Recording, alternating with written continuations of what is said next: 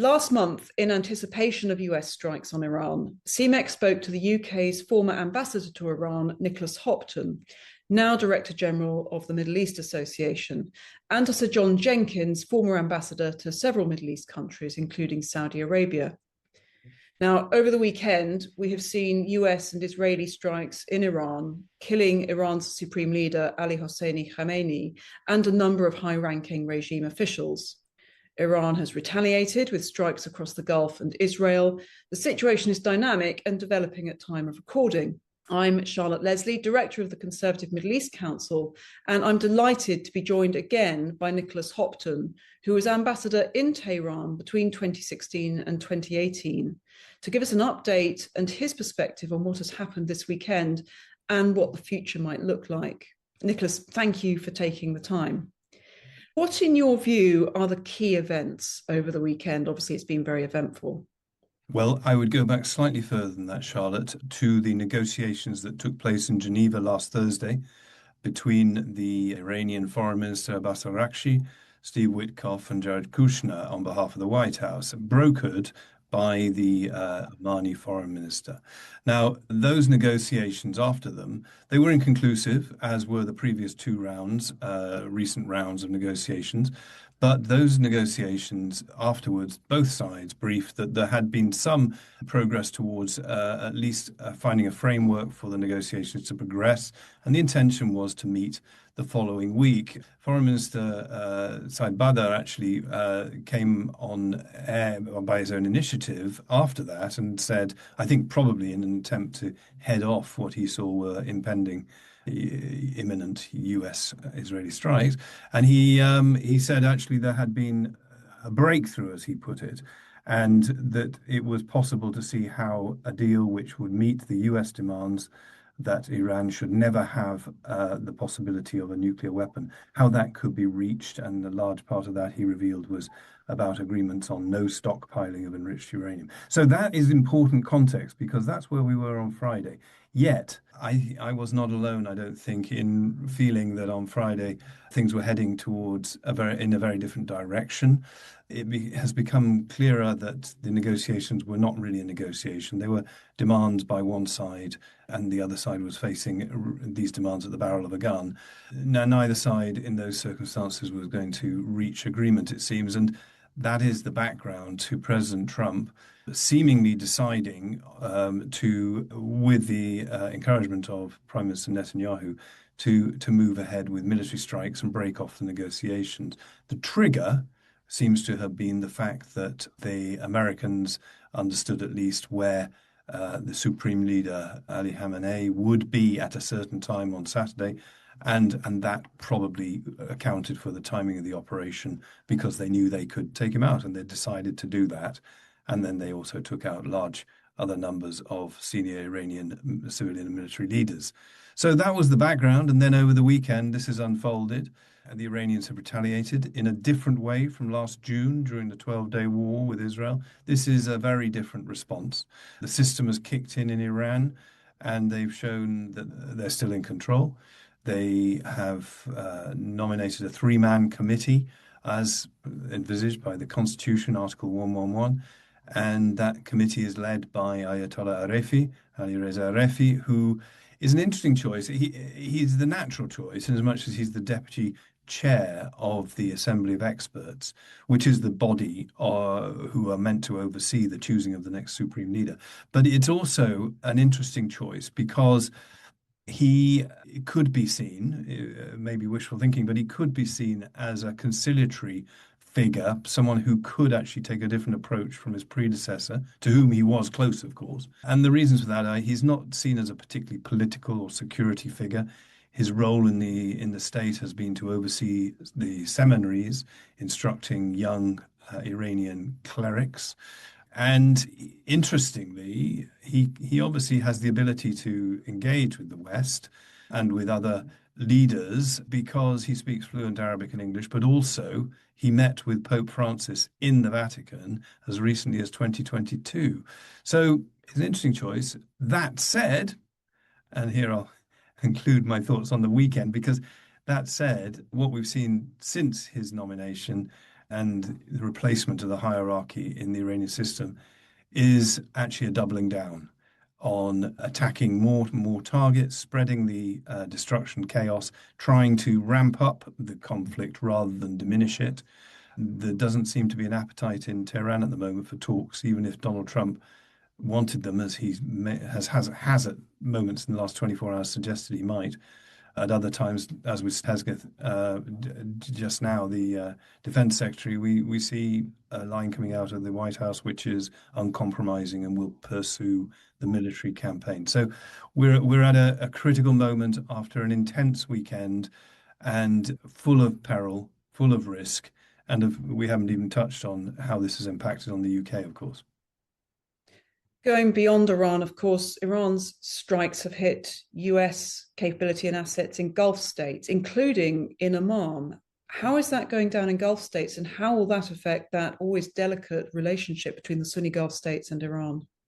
Well, I think because they've now hit Oman as well, they've hit all the GCC states, and which the Iranians say they're not striking those states. They're trying to make the distinction between striking US interests there and Israeli interests, because they have been targeting the US bases, some of which, of course, are shared with the UK. But I don't think that's washing very much with the Gulf states themselves, who are furious. I imagine they're furious for several reasons. One is that their demands to President Trump to continue pursuing negotiation towards a deal rather than military action were ignored. Secondly, because they are now finding themselves in the front line without apparently receiving enough defensive support from the US in particular, because missiles, drones are hitting buildings, including landmarks such as the Burj Khalifa, such as airports, not just military bases. And their airspace is closed and their economies are being massively disrupted. And of course, the Straits of Hormuz are effectively closed. So the oil price will go up. Their exports, their economies will be damaged if this carries on very long. And the damage could be quite significant. So the Gulf states are all in a very vulnerable position and will be, I imagine, hoping and lobbying Washington to bring this military phase to a conclusion as soon as possible. And the strike on Oman was quite surprising, given the Omanis' role in trying to broker negotiations and prevent this from happening. Exactly. I think that was the last of the GCC states to be hit yesterday evening, I think it was. And the target, of course, was considerably far away from Muscat, the capital. But I think this will have caused huge anger and concern in Muscat because of the very constructive role that Oman has been playing, not just in the latest round of negotiations, but consistently in trying to de-escalate and find ways forward in the problematic Western and particularly US relationship with Iran. So the constantly cited reason for all this was not only, Iran's nuclear capability, but also President Trump and Prime Minister Netanyahu's desire for regime change in Iran. I remember we spoke, I think it was last month, and you and Sir John Jenkins were saying that what follows may not be the kind of regime change that President Trump would have in mind. It might be worse, might be more hardline, or it might be chaos. How realistic is that concept of regime change now, do you think? Well, I think the Israeli Prime Minister has been fairly consistent about this, that is his primary objective, because he clearly sees that as the best way to secure Israel's security in the region and other objectives. President Trump has given varied accounts, shall we say, of what his main objective is at any one time, including in the last few days. So, as recently as Friday, he was talking about negotiations still being the way forward and his preference. But we've seen the decision he took, which was different, to go for a military option. And initially, he was still talking about securing an outcome which stopped Iran ever having a nuclear weapon, but very rapidly on Saturday moved actually to a position of saying actually it's all about getting a better regime in place and then calling on the Iranian people to rise up, seize control of their country. Now, after the killing of the supreme leader, the Iranian people did go out on the street and celebrate. Not all, by any means, because it's a very big, diverse population.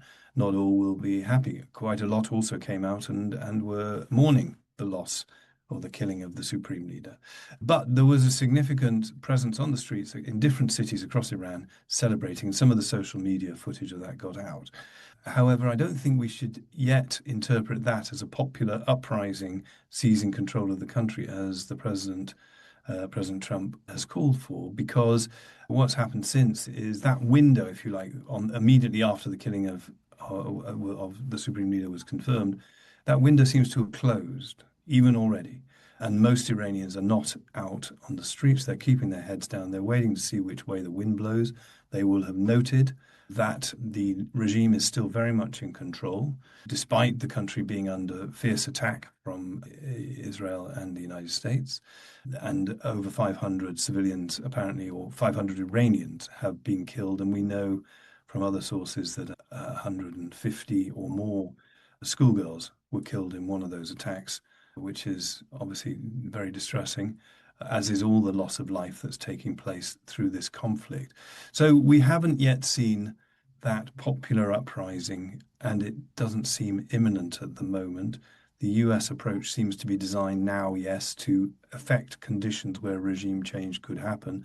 They're taking out security installations, police stations, and so forth in many parts of the country, including, and perhaps importantly, most importantly, in regions which have been traditionally very fragile and turbulent, such as in Kurdistan and Baluchistan, where actually, if the Iranian state security apparatus disappeared, then you could expect very quickly to see uprisings.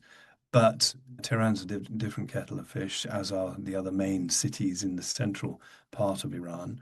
So I don't think we're yet at a stage where regime change seems imminent, to be honest. The Iranians have a new structure in place to oversee the choosing of their next leader. They're proceeding with that. They've entered 40 days of mourning for Ali Khamenei, the killed supreme leader, and the regime seems very much in charge still. So I think the risks at this point are high, and it is a time of peril. But the president has choices, and you know, if we talk about what the UK's role should be at this point, I think we have a role to play in helping the United States find the best way forward at this critical juncture.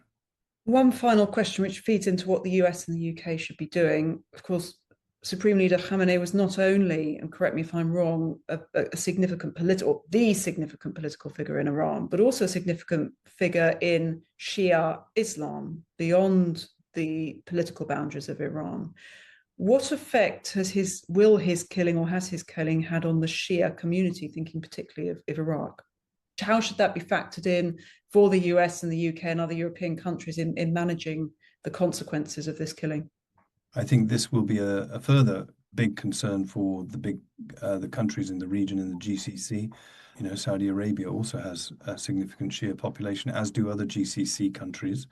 They aren't necessarily aligned in any way with the Islamic regime in Iran, but as we saw in the past, where there is a Shia unity which can come into play. Now, already we've seen strong reactions to the killing of the supreme leader in Pakistan, attacks on the US embassy, and in Iraq as well. So the risk at the moment, as I see it, is that this conflict is rapidly escalating. Today, we've seen further countries being dragged into this. Not only the UK is now clearly a target for Iranian missiles and drones, with the bases in Cyprus being attacked, but also the Israelis have used this opportunity to hit Hezbollah again in Lebanon. Lebanon is already very fragile, of course, but is likely to see further escalation on the ground. And the risk is that this conflict will rapidly escalate out of control. And the one thing that is missing at the moment, which might reassure the allies of the United States, and this is where the United Kingdom can help, given our experience and historical relationships in the region, knowledge of the region, is there is a lack of a clear endgame plan or day after plan. What does President Trump want to achieve beyond seeing a popular uprising in Iran, which, as I say, is not looking imminent?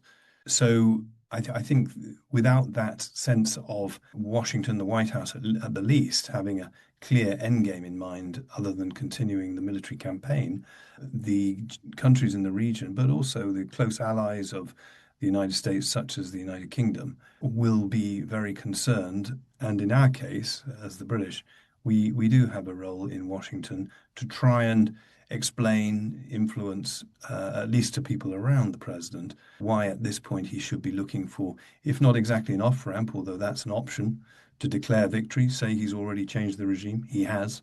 Try and achieve his objectives through talks and negotiations, which would be on his terms given the situation.